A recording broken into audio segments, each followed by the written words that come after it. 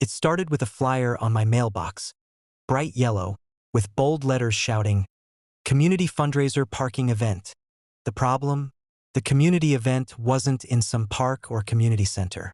No, the HOA had decided my driveway, the one I poured concrete for with my own hands 30 years ago, would make the perfect overflow parking lot. At first, I thought it was some kind of joke. I don't even belong to the HOA. My house is on the corner lot, predating their organization by decades. They've always hated that I wasn't under their control. But this was something else. The weekend came, and sure enough, I woke up to find orange cones in front of my driveway. An HOA volunteer, in a neon vest, was waving cars into my property like it was some fairground.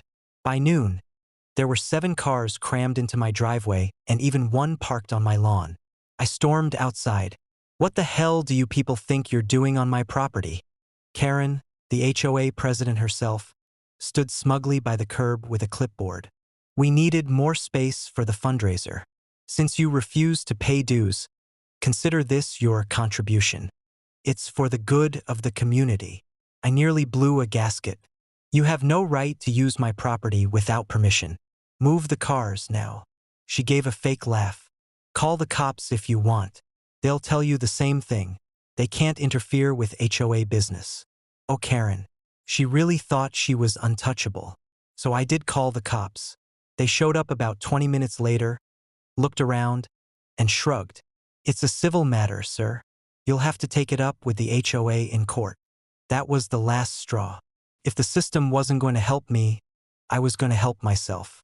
The next day, I went straight to the hardware store.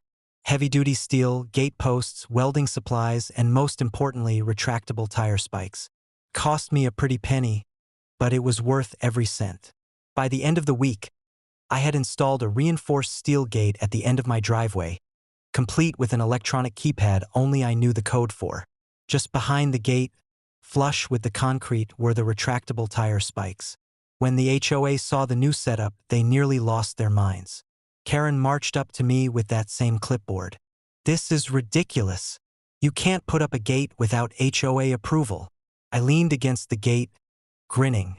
"Funny thing, Karen, I'm not in your HOA. And last I checked, it's my land. You touch this gate, that's trespassing." The following weekend, the HOA tried to hold another event. Once again, cones appeared, and cars lined the street.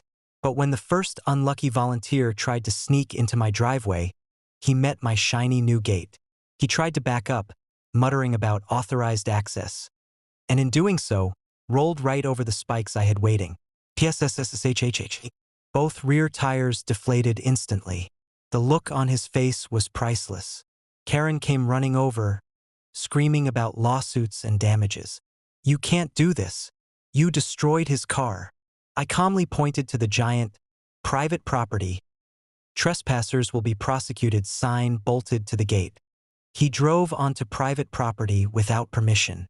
My security system worked exactly as intended. The officer who showed up this time wasn't so quick to dismiss it. After hearing both sides, he nodded at me. "Ma'am, he has every right to secure his property. If your people ignored his warnings, that's on them." The HOA tried everything after that. Threatening letters, fake fines, even showing up at the county office to complain. But the county clerk just laughed them out the door when she saw my original deed.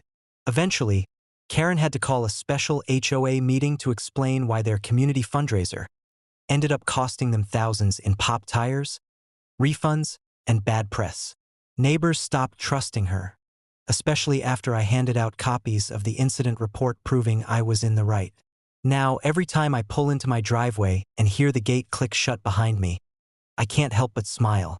The HOA doesn't even glance my way anymore. My property, my rules. And the best part? Those retractable spikes are still there, waiting, just in case Karen ever gets another bright idea.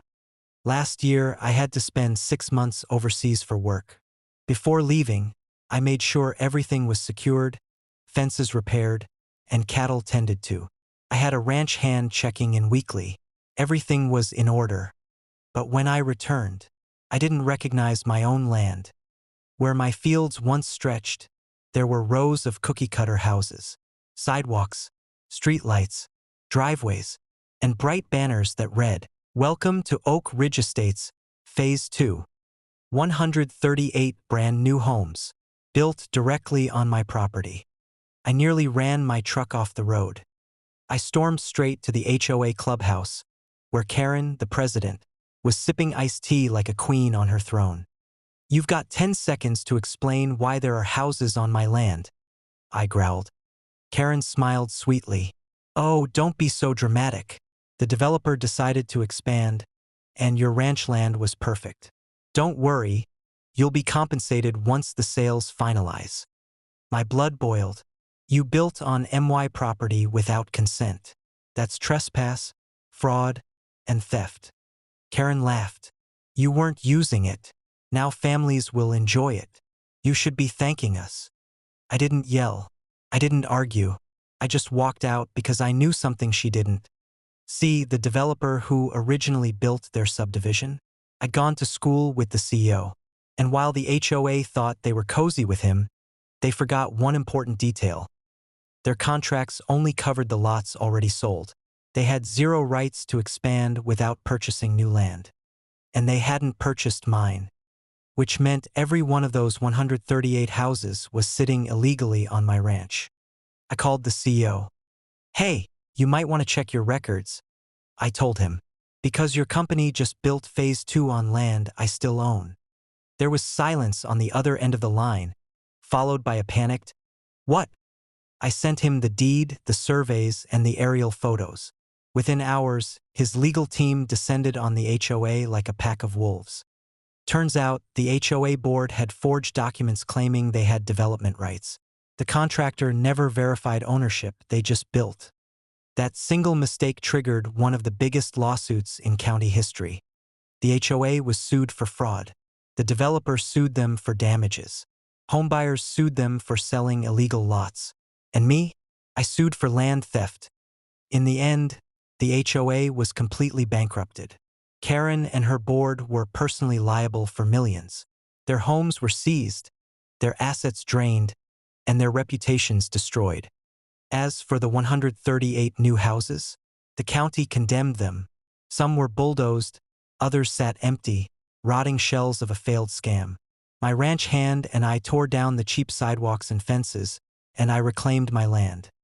Today, when I drive past that part of my ranch, it's peaceful again, just wide, open fields. A few remnants of driveways poke through the grass like scars, reminders of what Karen and her HOA tried to steal. They thought they could take my land while I was away. Instead, they lost everything, while I gained one of the most ironclad property rights cases in county history. My ranch stood long before their HOA, and it'll still be here long after they're gone.